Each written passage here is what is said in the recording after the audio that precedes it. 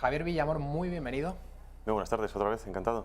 Me das la mano, ¿no? Como siempre. Bueno, intento no dar la mano a mis invitados, Bueno, pero cuando me la dan, pues no tengo más remedio que la costumbre. alargar el brazo. Javier Villamor siempre viene a hablarnos de ideología de género, de noticias siempre políticamente incorrectas. Noticias que no aparecen en los grandes medios de comunicación y que cuando aparecen en los grandes medios están cocinadas de tal manera que distorsionan la realidad de manera sonrojante. Esta sección dentro de muy poco se va a llamar Nosotras, a ver si tenemos las imágenes, debido a esa comparecencia de hace unos meses de Pablo Iglesias, de Ramón Espinar y de Íñigo Errejón. Te acordarás, Javier, en que aparecía un cartel detrás con la palabra Nosotras. Aquello recibió numerosas críticas de movimientos feministas, de afiliados, de simpatizantes de Podemos, porque cómo era posible que tres líderes del partido compareciesen en una rueda de prensa con un cartel en el que atrás aparecía la palabra Nosotras. Aquello las feministas se lo tomaron como un insulto. Romy Arce ayer apoyando a los presos políticos diciendo las presas políticas. Las presas políticas. Y bueno, fantástico, ¿no? Es decir, estamos en esas patadas al diccionario continuo que yo creo que es una de las consecuencias, o una de las causas, perdona, por las que la gente ya está hasta las narices de esta nueva izquierda, son completamente ideológica. Este marxismo cultural, Javier, que ha triunfado, que se ha impuesto en Occidente, yo creo que es una de las causas precisamente que van a explicar la caída de Podemos. Las heridas que se abren en el partido, más allá de las pugnas de poder que lógicamente se dan en todos los partidos, en cualquier estructura de poder se da una pugna, eso es natural, eso es yo creo que bastante humano, pero más allá de eso me refiero al hecho político de estar empuñando unas banderas y unas consignas que nada tienen que ver con las verdaderas reclamaciones de la clase trabajadora española, que acude, por ejemplo, a su puesto de trabajo en coche, la mayoría utiliza o transporte público como el autobús, el metro o su propio coche, y estamos viendo como la portavoz del Ayuntamiento de Madrid patrocina el patinete, la alcaldesa limita la movilidad del coche en el centro de Madrid. Este tipo de cuestiones, además de abrazar el lenguaje inclusivo, además de abrazar los postulados más disparatados del feminismo radical, todo esto digo que llegará un momento en el que el votante de izquierdas, la clase trabajadora que antes, o en un primer momento, se adhirió con bastante entusiasmo a Podemos porque entendió al principio que era una oportunidad magnífica de luchar contra la corrupción del PP y del PSOE, Sí, señor. pues pasados 4 o 5 años estamos viendo que esto no es lo que prometían. Yo creo que ahí Podemos ha cometido un error estratégico, casi te diría hasta de novato.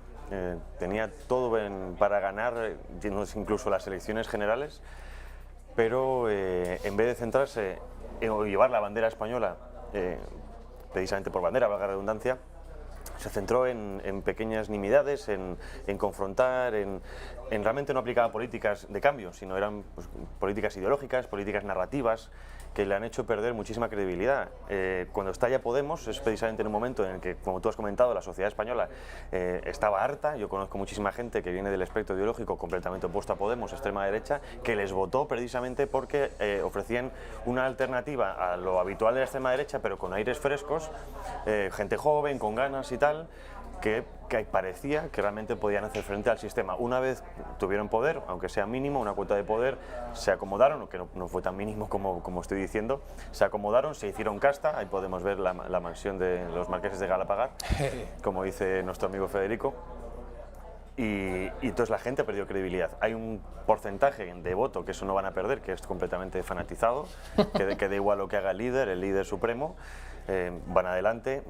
No hace falta también ver la bandera que llevan de feminista, pero ahora que supuestamente Pablo Iglesias está de baja paternal, cada vez que Irene Montera dice algo que parece que no le gusta a su amo y señor, la aparta y sale en la primera plana. Entonces vemos... Cuando hay algo importante, por ejemplo, Exacto. el miércoles de la semana pasada acudió a la Moncloa a reunirse con Pedro Sánchez, Eso es. Pablo Iglesias. Eso es. Entiendo que para refrendarle su apoyo a los presupuestos que hoy no han salido adelante. Cuando hay algo importante de chicha, de relevancia, el que va es Pablo Iglesias. El macho alfa.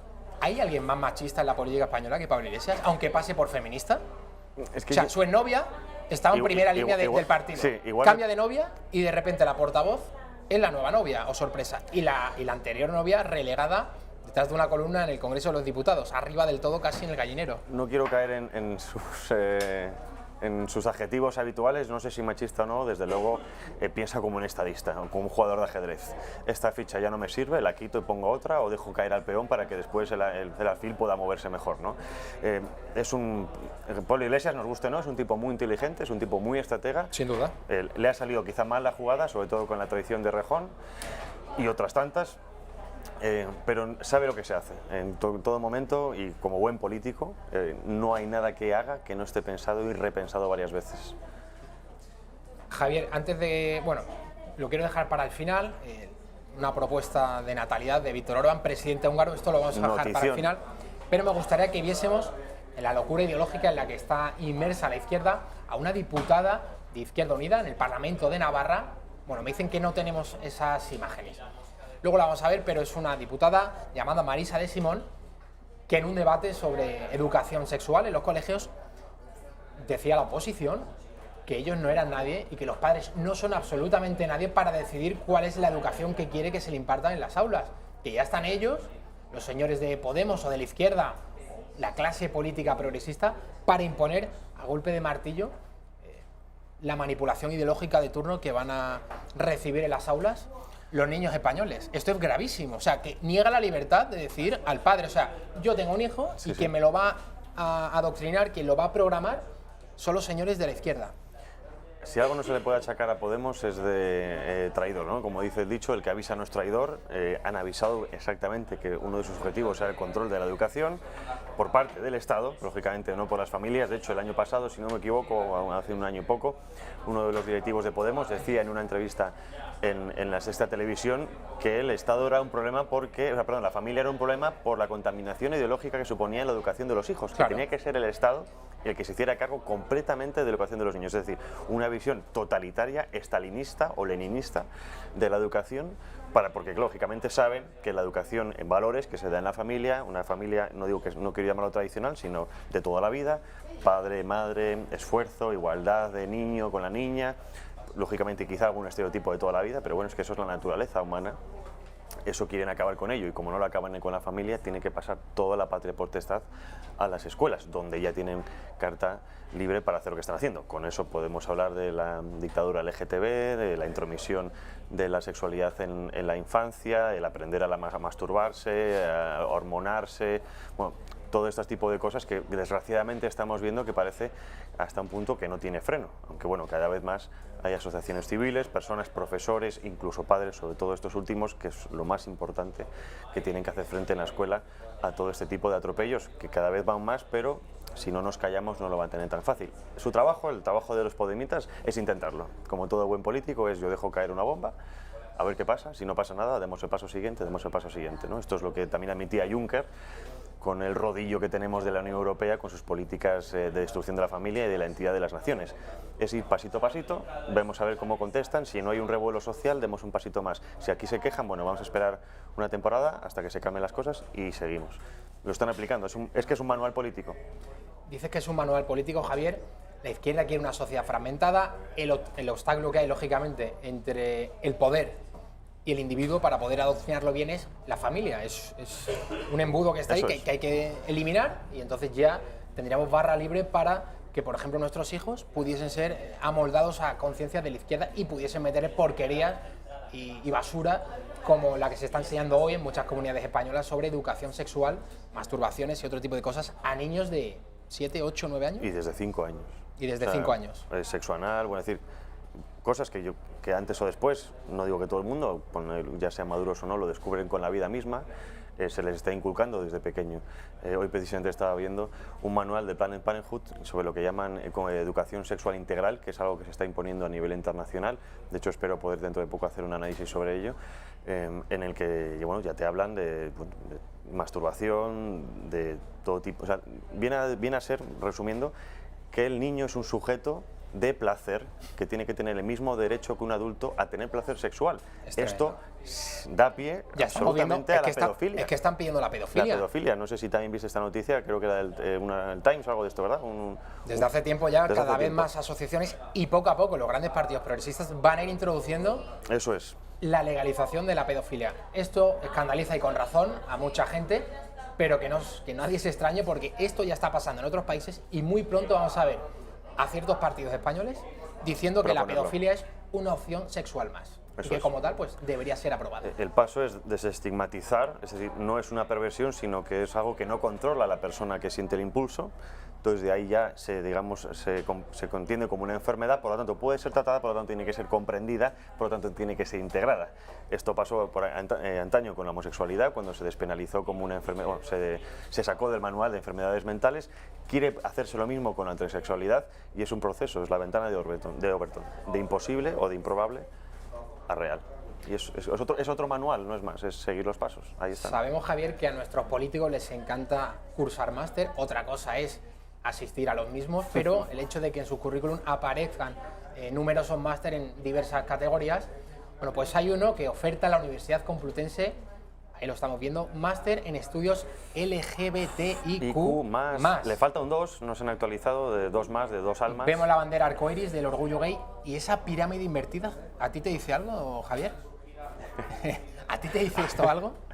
Así Hombre, a ver, abuela pluma. Hablando sobre simbología, pues, puede ser lógicamente en la pirámide masónica invertida o la triángulo, ¿no? Bueno, sí, en fin, es una pirámide masónica invertida. Bueno, algunos dicen, algunos analistas, estudiosos de la masonería, dicen, incluso algunos masones por lo visto también lo aceptan, que las leyes LGTB han sido propagadas desde logias. No sé hasta qué punto eso es cierto, me gustaría analizarlo más en profundidad, pero desde luego sería interesante ver cómo hasta cierto punto ciertas personas, no digo que solo masones, sino también políticos, bueno, en fin, la ONU en sí misma, ¿no?, se interesa promocionar este tipo de cosas. A mí me sorprende, esto no es el primer máster que sale bueno, para todos los públicos, ya llevan años con todo esto, y es que me sorprende, bueno, ¿dónde está la salida laboral a esto, no? O sea, quizá una salida laboral normal de utilidad a la sociedad no existe, pero como tenemos desgraciadamente los miles de millones de subvenciones a todo tipo de chiringuitos de este tipo, pues lógicamente esto está hecho para colocarse antes o después, ¿no? Seguramente algún concejal de partidos de estos progresistas pueda hacer esto, entonces ya pueda ser colocado como consejero de políticas de igualdad, políticas de género, y ya cobrar su sueldito de la paga de todo el mundo, que después insultan por homófobos, ¿no? Es la hipocresía de estas cosas, en fin. Sí. No sé a dónde vamos a ir, porque como siempre te lo digo, la ONU tiene 120 géneros, quizá ahí le faltan unas cuantas 140, 115 letras, ¿no? Algo así. Vamos a ver hasta dónde llega esto. Ayer estuvo aquí, Javier, Sergio Abad Gallardo, que es un francés que estuvo en la masonería, se ha convertido al catolicismo, y hablaba precisamente de que la masonería está detrás de que en distintos países occidentales se haya aprobado, por ejemplo, el aborto o el matrimonio homosexual. Eso sí, sí, sí. La Gran Logia de España, por ejemplo, publicaba en su Twitter, público para todo el mundo, que admitían que incluso la nuestra Constitución del año 78 se cocinó en una logia masónica. Esto para cualquier persona que llegue ahora mismo a ver el programa y lo entienda, quizá ya está otra vez con la conspiración, pero es que son textos públicos, los mismos masones lo publican en sus newsletters, en sus noticias de prensa, y yo creo que esto es peligroso, no por la masonería en sí, porque bueno, precisamente tenía yo un debate con un masón, que se están abriendo públicamente cada vez más, sino que nos da a entender que de alguna manera hay un Estado dentro de un Estado. Y eso es peligroso para la democracia, para el correcto funcionamiento del Estado, porque si tenemos masones, digo masones como te puedo decir, hijos de Adán, ¿no? Me da igual. Tenemos un grupo secreto de poder, lo que sea, que está en la judicatura, en la política, en el ejército, en los medios de comunicación. Sí, trufado en distintas instituciones del Estado. Exacto, controlan los puntos clave del funcionamiento de un Estado, no solo nuestro Estado, sino el Estado supranacional, que es Europa, posiblemente también la ONU. Además con el agravante de que el que es masón no lo reconoce. No puede reconocerlo, a no ser que generalmente hagan la plancha de quite, que se dice que, o están dormidos, que se dice que bueno, ya no están en activo, como Manuel Valls, que es reconocido masón de la Gran Logia de Oriente francés, que ahora nos viene a España a enseñarnos a quién hay que votar, y dónde hay que hacer el cordón sanitario, etcétera, etcétera, ¿no? Todo esto es una ingeniería social. Y yo creo que cuando la gente antes se dé cuenta de esto, antes se podrá frenar. No quiero con esto, no soy alarmista, no soy un loco que llega al fin del mundo, pero yo creo que hay que conocer esto. Y si la masonería tiene un proceso o quiere normalizarse, yo creo que tiene que haber un debate en la sociedad sobre qué es la masonería, qué ha hecho la masonería en 300 años, porque no se puede entender el mundo en el que estamos sin la masonería. y sería bueno para ellos para romper mitos y buenos para otros para entender de dónde vienen ciertas cosas, porque es una pena ver a tanto joven que acepta todas estas políticas como si fuera, ¿no?, súper moderno, súper bueno, porque claro, el sistema... Entonces, el sistema, no seamos ¿Tú ingenuos. crees, Javier, que hay una generación perdida ahora mismo en España que está educándose y sobre todo que está viendo como normales cosas como estas? Leía el otro día un análisis de un sociólogo, no me acuerdo el nombre, pero era muy interesante. Lo que decía era que se han educado, o sea, se ha infantilizado la sociedad hasta el punto de quitar las herramientas intelectuales, las herramientas sociales a las nuevas generaciones para salir al mundo exterior, que es muy diferente al que están en las escuelas o en las universidades. Se han creado estos espacios de seguridad, se han creado espacios donde nadie confronta a nadie. Vemos en las universidades, en los espacios seguros, ¿no?, donde si alguien viene a decir algo que no me gusta, pues hago un boicot, porque eso no puede existir en la universidad. Entonces, estamos llegando a un punto en el que la universidad está siendo homogénea en una forma de pensar, cuando realmente lo que tendría que ser es precisamente un ateneo de ideas, un ateneo de discusiones, donde muchísimas formas de pensar y de entender, muchísimos grises del abanico, llegan a un punto de acuerdo, porque eso, al fin y al cabo, es lo que hace un país más grande, es donde lo que hace la democracia más segura. Estamos creando generaciones posiblemente totalitarias desde un punto de vista ideológico, infantiles desde un punto de vista emocional y mentalmente débiles, porque vemos, por ejemplo, el número de suicidios, depresiones, adicciones. Porque claro, cuando el niño que está acostumbrado a que nadie le contradiga en la escuela o a tener solo una forma de pensar, cuando sale al mundo real, que nos ha pasado a todos cuando acabamos la universidad, te das el primer trompazo, pues sales al paro, no encuentras trabajo o estás de prácticas continuas, al menos en nuestro mundo suele pasar, es un choque emocional muy fuerte. Si el niño no está preparado para eso, o la niña, desde joven, vamos a encontrar una serie de adultos, no te digo locos, pero sí bastante esquizofrénicos. Y eso afectará, bueno, yo tengo 31 años, tú tienes 32, me gustaría ver, no sé si con la bola del futuro, ver la España dentro de 20, porque desde luego va a ser, dejémoslo en divertida. No quiero utilizar otra palabra. Sergio Abad Gallardo, que estuvo ayer presentando su libro Yo serví a Lucifer sin saberlo.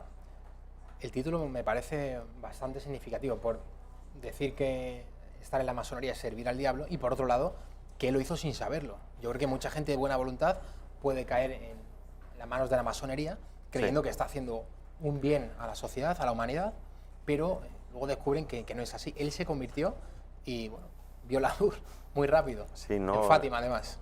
Él no es de los primeros que también se convierten. Hay uno, bueno, un ex masón, posiblemente creo que es el más interesante de estudiar, Mariano Tirado Rojas, ex masón militar del siglo XIX, escribió un libro que se llama La masonería en España en el año 1892, donde precisamente se descubre toda la masonería desde que llegó a España, precisamente con la invasión francesa de Napoleón. José I Bonaparte masón y bueno, todos los afrancesados en gran parte también. Tú comentabas ahora, ¿no? El masón entra en la masonería, o digamos, me pongo en su sitio, porque bueno, cuando eres un chaval quizá también te quieres, ¿no?, en la emoción de conocimiento oculto, esotérico, de generaciones que se nos ha sido ocultado, te crees un poco toda esa parafernalia, y yo creo que el masón, cuando entra por eso, por esa, aunque luego también, por supuesto, por interés político, bueno, laboral, etcétera, entra con esa intención de conocer algo que está oculto al profano, ¿no?, que se dice que el que no es masón, pero cuando va ascendiendo poco a poco se va dando cuenta de todo esto. Yo suelo a veces comer o tomar algo con un ex masón que se fue en el grado 18 del rito escocés antiguo y aceptado, el de los 33 grados, que él me decía que cuando se dio cuenta de que parte de su labor era para fomentar el aborto, todo esto, que se marchó. Otros no tienen ese valor. Gallardo se dio cuenta un poquito de a quién servía. No digo que todas las logias o toda la masonería sirvan a Lucifer, pero sí que es cierto que, por ejemplo, en el rito escocés antiguo aceptado se dice, lógicamente esto no soy masón, no te lo puedo confirmar, gente como Gallardo sí, que a partir de ciertos ritos pues juras por Baphomet, ¿no?, que es la representación del diablo en alguna forma, ¿no?, como antítesis a Dios. Dios viene a ser el que oprimió la libertad del ser humano castigando a Adán y Eva, y en cambio la serpiente, Lucifer, era el portador de luz, el que te, digamos, fomentaba la curiosidad al ser humano, ¿no? Bueno, podríamos hablar de la masonería muchísimo, pero Javier, creo que... hemos visto el máster que estaba ofertando en la Universidad Complutense sobre estudios LGTBI, más QLYZ, esto es infinito. XYZ, sí. Además de eso, hemos visto en el día de hoy también un caso muy curioso. La muñeca Barbie la conocen todos ustedes. Una muñeca que ha sido regalada a un montón de niñas a lo largo de un montón de generaciones Y ahora pues ha nacido la Barbie inclusiva, han hecho una Barbie de muchas maneras. Estamos viendo una Barbie en silla de ruedas, Barbie de raza negra, una Barbie asiática. Esto responde, Javier, lógicamente, en primer lugar a la corrección política y en segundo lugar... Vemos ahí a un Ken latino, ¿no? O Sí. un Ken hispano. Sí. Una tiene una pierna ortopédica, justo la que Cierto, está en el cierto, centro. sí. Esto responde, Robo digo, Barbie. que en primer lugar a la corrección política y en segundo lugar también a todo este tipo de roles, para que nadie se sienta ofendido, que todo el mundo se pueda sentir representado en una muñeca. Sí, sí, ves, o sea, el problema es que todo esto lo llevamos a los niños, esto no lo compran Exactamente. mujeres de 25 años, ¿no? Ni niños de 25 años, 18, esto lo compran niños y niñas. Yo también jugaba con Barbies, tenía mi Superman y entonces tenías hombre y mujer, o que es el típico que juegas a casitas, que se casan, pero estamos viendo, bueno, realmente no sé, no me puedo poner en la situación del niño cuando piensa que le va a llegar no sé, un soldado musculado con su fusil y tal, ¿no? Que va a jugar a las guerras con los niños y de repente le llega pues una Barbie en silla de ruedas o un soldado en silla de ruedas que ha sido herido en alguna guerra como Irak o Afganistán, que perdió las piernas por la patria. No sé a dónde quieren llegar con esto, no creo que... Yo no he nacido con esto, no he vivido con esto, tú tampoco, y no creo que nos falte respeto a todo este tipo de personas, que lógicamente se lo merecen, ni tampoco creo que ayude a la educación por la diversidad ni por entender a nadie más. La diversidad se encuentra en la vida real, cuando tienes a gente en clase. Yo tenía, siempre me acuerdo, a Ricardo, un chico que tenía necesidades especiales en clase. Me llevaba muy bien con él, me regaló, vamos, cuento una anécdota muy personal, ¿no? Me regaló un dibujo de pequeñito que me decía: Javi es mi amigo, Javi juega al fútbol, Javi no pega, ¿no? Eso lo tengo en mi casa guardado, fíjate, desde sexto de primaria, ya ha llovido bastante. Por eso digo que no creo que esto afecte, no debería afectar. Esto es una forma falsa de inclusividad o de inclusión, como se diga esa palabra ahora. Yo creo que hace falta educar en calidad de personas, calidad humana, y no a través de monigotes, porque bueno, al fin y al cabo estás, palabra suya, cosificando algo que quizá no quiera ser jugado, ¿no?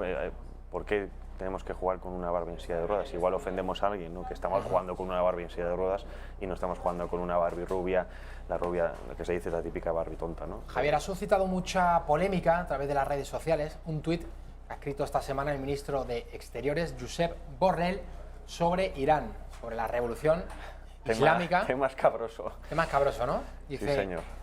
Hoy se cumplen 40 años de la revolución islámica de Irán. Esta potencia regional ha cambiado mucho en este tiempo. En 1976 la tasa de alfabetización era del 35%, ahora es del 84%. En 1980 el 5% de las mujeres empleadas eran universitarias. Vamos a comentar esto a la vuelta de la publicidad. Perfecto.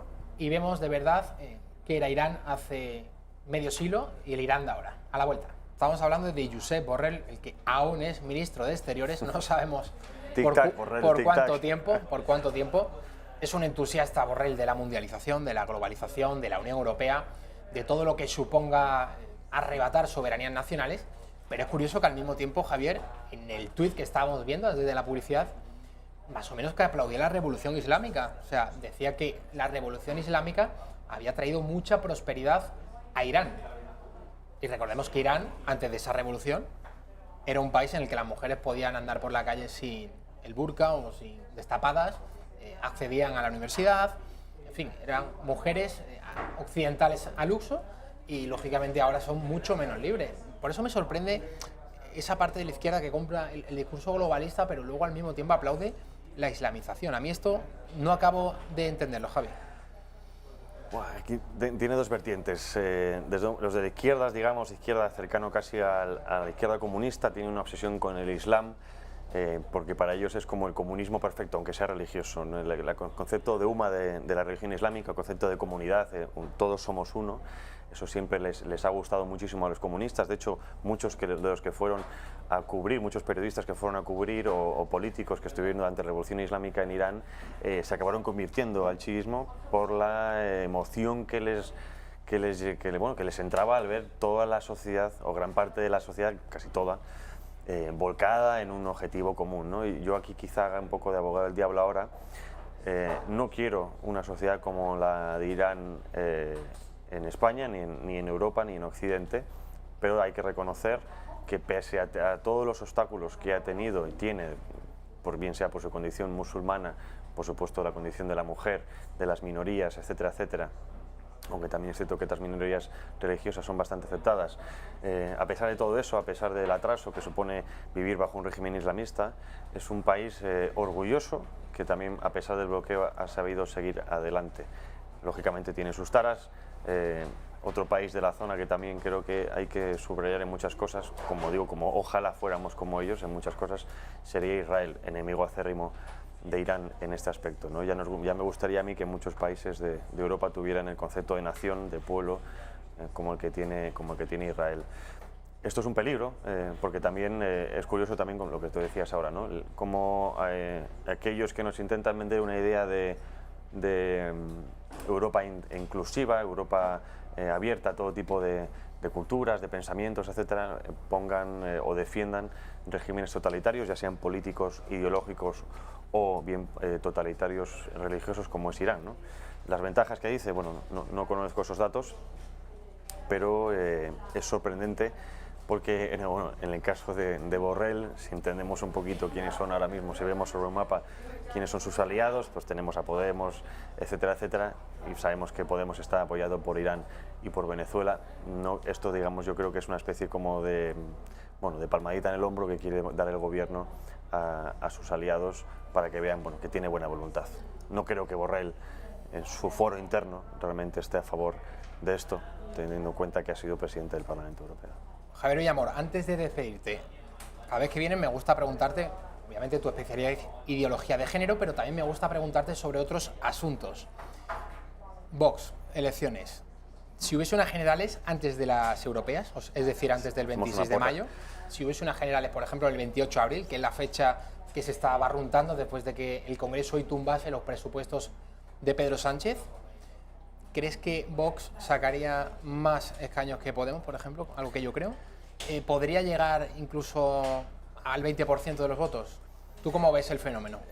Yo ahora mismo creo que, bueno, por supuesto, si tenemos en cuenta que todos los analistas no han acertado nada nunca, al menos en los últimos años, yo creo que todo lo que se diga de Vox no se va a creer, ¿no? Tenemos el CIS, Tezanos y todo esto. Pero, desde luego, yo en las generales digo que Vox va a quedar cuarto. Tercero lo veo difícil, pero podría quedar tercero, al menos muy cercano al tercero, casi empate, por supuesto más alto que Podemos. Podemos se va a dar un batacazo que les va a doler hasta en la muela del juicio.